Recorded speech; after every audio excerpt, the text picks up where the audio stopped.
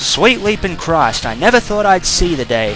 It took a little over 5 years, but a live-action Dragon Ball movie is finally on its way. My simple question is, why bother even saving this movie from the development hell it should be rightfully languishing in? Ever since first hearing about the idea in 2002, a part of me has always dreaded this, and I was one of many who breathed a sigh of relief when the project was cancelled.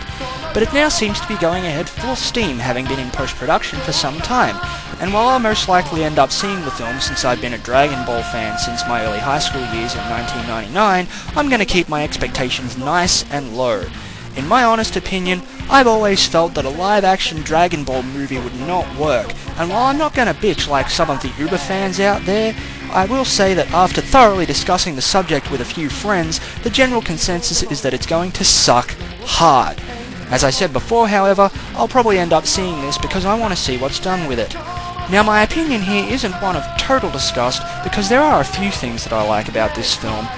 I like the fact that Goku's a teenager instead of a kid because it fits the point in the source material that the main plot of the film is based around, and I also like the fact that his hair is Justin Chatwin's actual hair instead of a wig. I particularly love the fact that James Masters is in this film because I love his work. He plays villains excellently, and I find it kind of ironic that he's gone from playing an alien AI in Smallville to a full-fledged alien here. I also predict that King Piccolo and Piccolo Jr. are going to be combined into one character for any potential sequels. Last of all, as far as the rating goes, I'm calling it now, PG-13. Unless you live in Australia like I do, there's no way in hell that this movie is going to be rated anything higher than that. Why, you ask? One simple word: children.